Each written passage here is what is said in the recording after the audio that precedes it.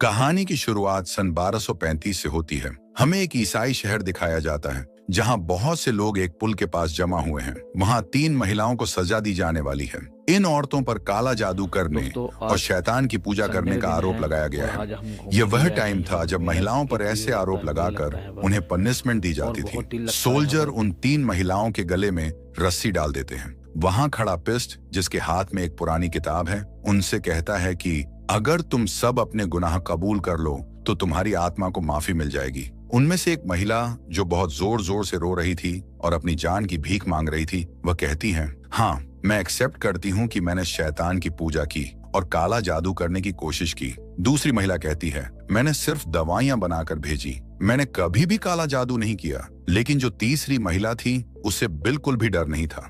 उसने पादरी की ओर देखते हुए कहा, तू नरक में जलेगा।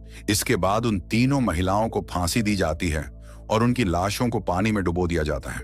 इसके बाद वहां मौजूद सभी लोग जाने लगते हैं। तब फादर सिपाहियों से कहता है, हम इन्हें ऐसे नहीं छोड़ सकते, हमें इन लाशों को बाहर निकालना होगा ताकि मैं अपनी सालों पुरानी किताब से मंत्र पढ़कर इनकी आत्माओं को शुद्ध कर सकूं। लेकिन सिपाही कहते हैं, अब यह दोबारा जिंदा नहीं होंगी, और वहां से चले जाते हैं। पादरी को इस श्राप के बारे में पता था, इसीलिए रात में वो अकेले ही उन बॉडीज को एक एक करके पानी से बाहर निकालने लगता है और उन पर मंत्र पढ़कर शुद्धिकरण करने की कोशिश करता है। सेकंड बॉडी थोड़ा बहुत रिएक्ट करती है और शांत हो जाती है। लेकिन जब वह तीसरी लाश को बाहर निकालने जा रहा होता है तो लाश का वजन इतना ज्यादा होता है कि पादरी खुद पानी में गिर जाता है। जैसे ही वह पानी से बाहर निकलने की कोशिश करता है तो कोई उसका पैर पानी के अंदर खींचने लगता है। वह ऊपर आकर देखता कि तीसरी लड़की जिंदा हो जाती है और शैतान के रूप में अपने पावर से उसकी किताब को जला देती है और पादरी को उसी पुल से फांसी पर लटका देती है।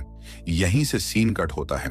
इसके बाद स्टोरी सन 1332 की दिखाई जाती है, जहां हमें दिखाया जाता है कि ईसाई धर्म पूरी दुनिया में फैल रहा है और इसके साथ ही बड़ी बड़ी लड़ाइयां हो रही हैं। इन्हीं लड़ाइयों में 2 ईसाई योद्धा भी शामिल थे। ये दोनों बहुत ही अच्छे फ्रेंड थे। एक का नाम था बेहमन और दूसरा था फेल्सन। ये दोनों बहुत ही ताकतवर योद्धा थे और कई सालों तक धर्म के नाम पर युद्ध करते रहे। इन्होंने कई लड़ाइयां लड़ी थीं और आज तक कभी हार नहीं मानी थी। सन 144 में स्मिर्ना की जंग के दौरान ये लोग एक शहर पर हमला करते हैं और उसे अपने कब्जे में ले लेते हैं। लेकिन इसी दौरान बेहमन की तलवार से गलती से एक मासूम लड़की की जान चली जाती है।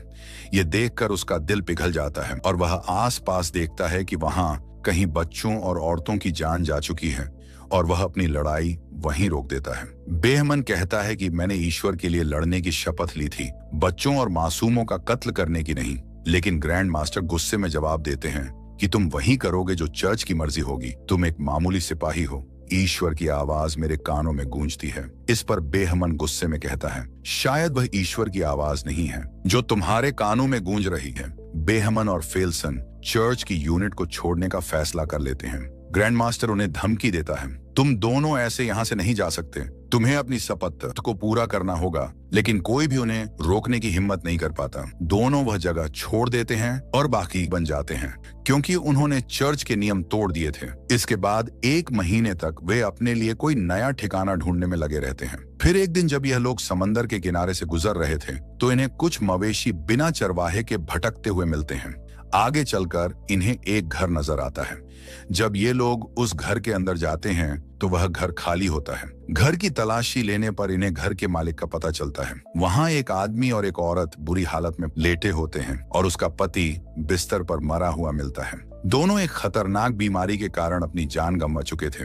उनका पूरा शरीर बीमारी की वजह से बिगड़ चुका था। बेहमन और फेल्सन उस घर को जला देते हैं ताकि बीमारी फैलने से रोकी जा सके। रास्ते में फेल्सन बेहमन से पूछता है कि हमने तो बहुत कुछ झेला है, लेकिन ऐसी मौत से बचने के लिए इंसान आखिर क्या करे। फिर वह आगे बढ़ते हैं तो उन्हें एक बड़ा शहर नजर आता है। फेल्सन कहता है, शायद हमें पकड़ा जा सकता है, हमें शहर में नहीं जाना चाहिए।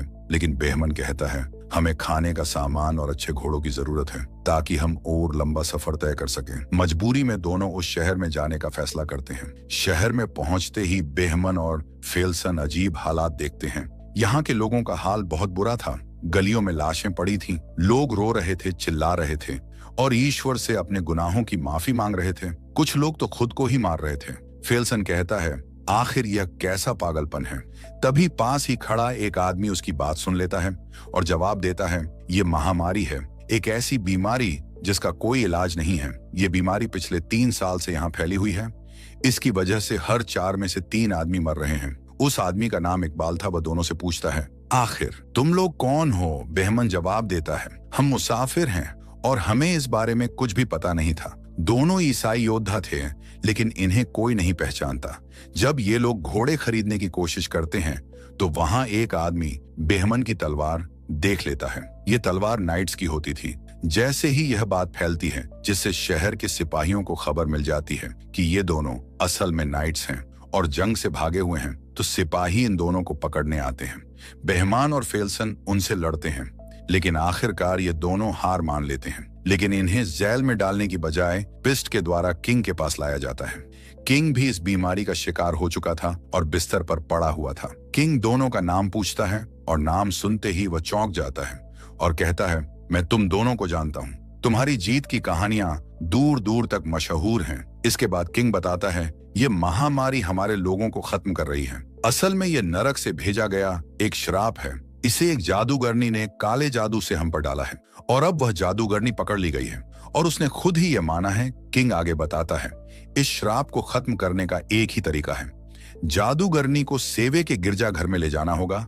वहां के सन्यासी ही इस श्राप को खत्म कर सकते हैं। लेकिन बेहमन कहता है, मेरा इन सब से क्या लेना देना? किंग कहता है यह काम हम नहीं कर सकते, लेकिन अगर तुम हेल्प करो तो जादूगरनी को सेवर तक ले जाया जा सकता है। क्या तुम चर्च की सेवा करना चाहोगे? बेहमन इस काम को करने से साफ इनकार कर देता है। उसके इनकार के बाद किंग फिल्सन और बेहमन दोनों को जेल में डालवा देता है। उसी काल कोठरी में एक लड़की भी थी। जब ये दोनों उसे देखते हैं तो फिल्सन पूछता है, क्या यही वह चुड़ैल है? बेहमन जवाब देता है, ये तो बिल्कुल चुड़ैल जैसी नहीं लगती। रात को बेहमन एक बुरा सपना देखता है जिसमें वह एक मासूम औरत की जान ले रहा था। जब वह आंखें खोलता है तो देखता है कि वह लड़की जो रो रही थी, उसकी कमर पर जख्म के निशान थे, जैसे किसी ने उसे बहुत मारा हो। यह देखकर बेहमन का इरादा बदल जाता है। वह चर्च के लिए नहीं बल्कि उस लड़की के लिए इस मिशन पर जाने का फैसला करता है ताकि वह उसकी जान बचा सके। अगले दिन वह प्रीस्ट से मिलते हैं और कहते हैं, हम तुम्हारी मदद करेंगे, लेकिन इस लड़की के साथ इंसाफ होगा और हम पर जो भी इल्जाम लगे हैं उन्हें हटाना होगा। इस यात्रा में उनके साथ एक नामी सैनिक भी शामिल हो जाता है और पादरी भी। पादरी के पास एक नक्शा होता है, लेकिन यह काफी लंबा सफर था और यह पहाड़ियों के बीच से गुजरता था जहां गिरजाघर स्थित था। बेहमन और फेल्सन सिर्फ नक्शे पर ही भरोसा नहीं कर सकते, इसीलिए वे किसी ऐसे शख्स की तलाश करते हैं जो पहले वहां जा चुका हो और वापस भी आ चुका हो, कोई ऐसा जिसे रास्ता याद हो। पादरी उन्हें एक कैद किए गए आदमी के पास ले जाता है जिसे धोखाधड़ी के जुर्म में पकड़कर जेल में डाला गया था। बेहमन उसे एक सौदा करता है, अगर तुम हमें सेवर तक ले जाओ तो तुम्हारे ऊपर लगे इल्जाम खत्म कर दिए जाएंगे। वह इसके लिए तैयार था।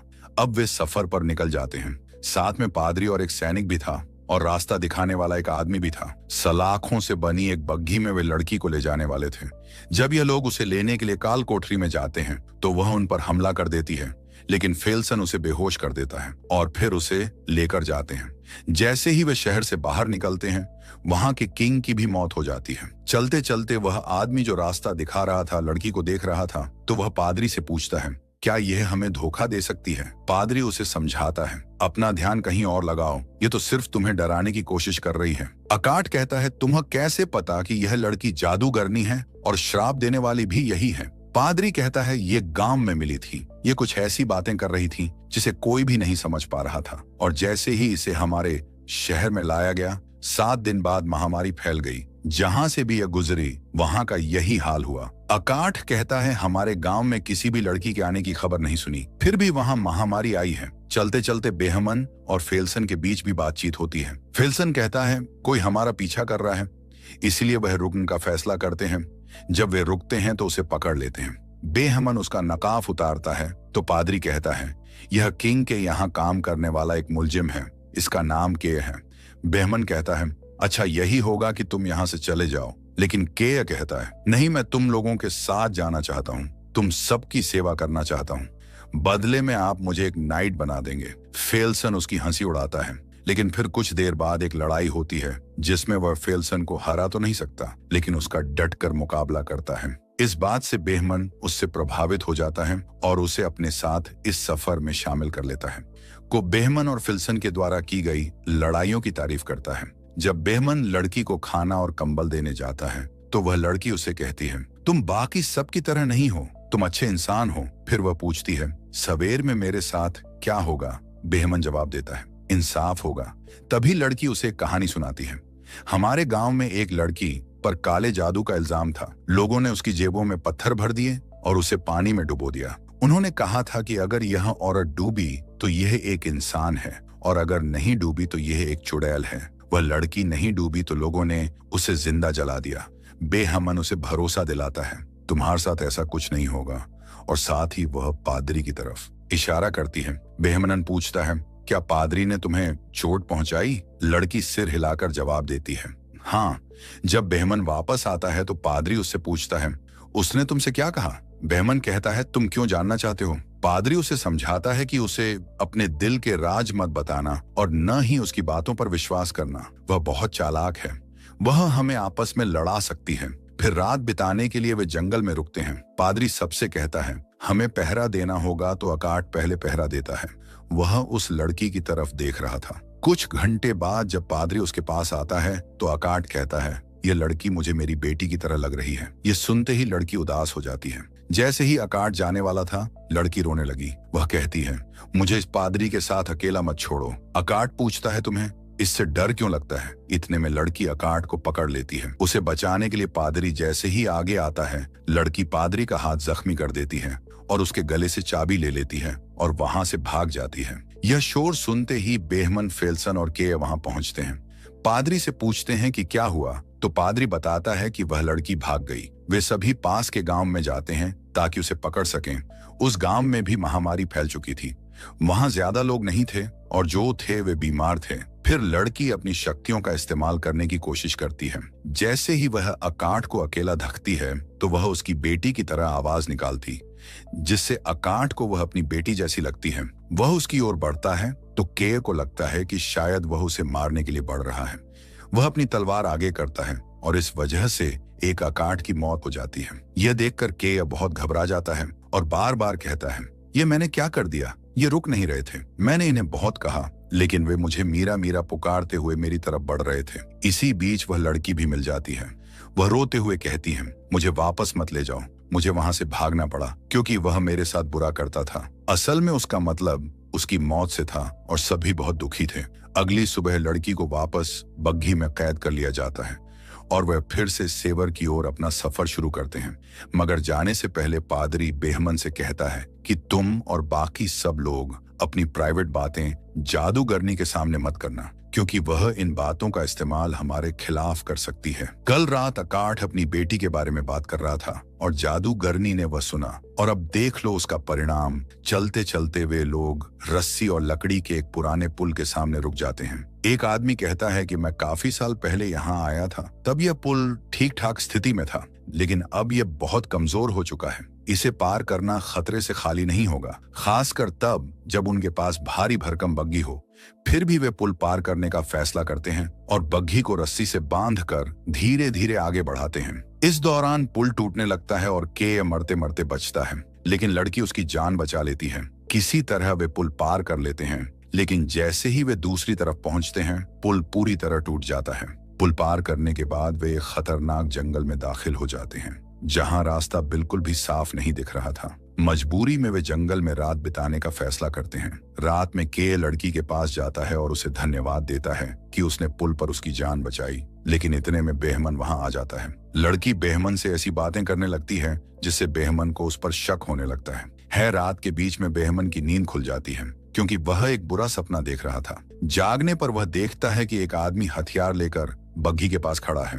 बेहमन उसे देखकर चौंक जाता है और वह कहता है, इसकी वजह से हम सब मारे जाएंगे, इसे मार डालो, इससे छुटकारा पाओ, कोई हमें नहीं रोकेगा। तभी फेल्सन वहां आता है और उस आदमी के हाथ से हथियार छीन लेता है। उसी समय लड़की उनकी बातें सुन रही होती है और अचानक वह भेड़ियों जैसी आवाजें निकालने लगती है। इससे पहले कि कोई कुछ समझ पाता, भेड़िए उन पर हमला कर देते हैं। पहले तो वह सब मिलकर भेड़ियों का सामना करते हैं और उन्हें मार देते हैं, लेकिन उन्हें एहसास होता है कि काफी सारे भेड़िए उनकी तरफ बढ़ रहे हैं।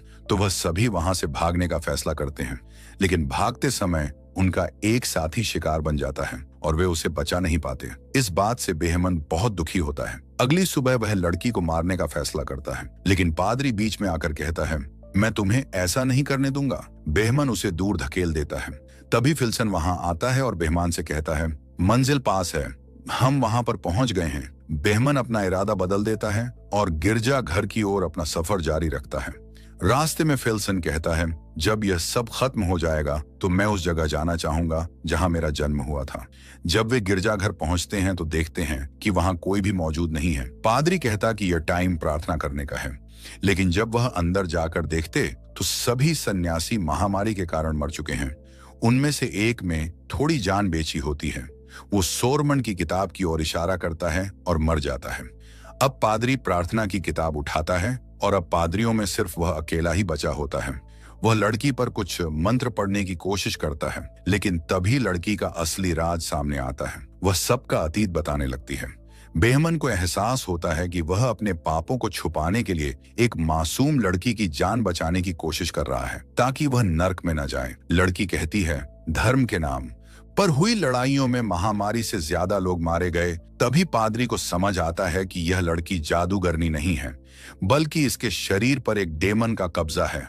पादरी उस पर भूत भगाने का अनुष्ठान करने लगता है, लेकिन डेमन धीरे धीरे अपने असली रूप में आने लगता है। वह उन सभी सलाखों को जलाकर वहां से उड़ जाता है और गिरजाघर के अंदर चला जाता है। यहाँ सभी को समझ आता है कि असल में यह डेमन चाहता था कि हम इसे सेवर लेकर आएं। यही वजह थी कि उसने अकाठ और मार्क को मार डाला, क्योंकि वे इसके रास्ते में आ रहे थे। जब ये लोग गिरजाघर में पहुंचते हैं तो देखते हैं कि वहां के सभी सन्यासी मर चुके थे। वे सालों से किताब की नकल बना रहे थे, क्योंकि डेमन को सिर्फ इसी किताब से खत्म किया जा सकता था। अब पादरी के पास जो किताब थी वह दुनिया की आखिरी किताब थी, उसी से डेमन को खत्म किया जा सकता था। बेहमन पादरी से कहता है, तुम्हें यह लड़ाई अकेले लड़नी होगी। फिल्सन पूछता है, हम शैतान से लड़ रहे हैं या इस लड़की को बचा रहे हैं? बेहमन जवाब देता है, दोनों ही। जब वे गिरजाघर के अंदर जाते हैं तो शैतान उनके सामने आता है। बेहमन पादरी से कहता है कि वे अपनी भूत भगाने की प्रक्रिया शुरू करें। शैतान अपनी शक्तियों का इस्तेमाल करता है और चीजों को हवा में उठाकर इन पर फेंकने लगता है। कुछ देर बाद जितने भी सन्यासी वहां मरे पड़े थे वे गायब हो जाते हैं और शैतानी शक्तियां उनके शरीर पर कब्जा कर लेती हैं। अब वे लोग शैतान के गुलाम बनकर इन पर हमला करते हैं। पादरी किताब पढ़ रहा होता है, लेकिन तभी शैतान उसे मार डालता है। वह किताब जमीन पर गिर जाती है। फिर फेल्सन आता है और डेमन से लड़ने लगता है, लेकिन डेमन उसे जला देता है। के किताब को ले लेता है और उसे आगे पढ़ने लगता है। जैसे ही शैतान उस पर हमला करने वाला था, बेईमान आता है और उसे रोकता है। वह उसके दोनों पंख दीवार से लगा देता है। डेमन अपनी शक्तियों का इस्तेमाल करता है और बेईमान को मारने की कोशिश करता है, लेकिन वह हार नहीं मानता। जब मंत्र पूरा होता है तो डेमन नरक में वापस चला जाता है और वह मासूम लड़की अपने असली रूप में आ जाती है। इस लड़ाई में सिर्फ के और वह लड़की बच पाते हैं, बाकी सभी मारे जाते हैं। वे दोनों उन सभी को वहीं दफनाते हैं। फिर लड़की बेहमन और उसके साथियों का शुक्रिया अदा करती है, क्योंकि उन्होंने उसकी जान बचाई और उसे अंधेरे से निकाला। वह के साथ उम्मीद के साथ चली जाती है और यहीं पर स्टोरी का एंड हो जाता है।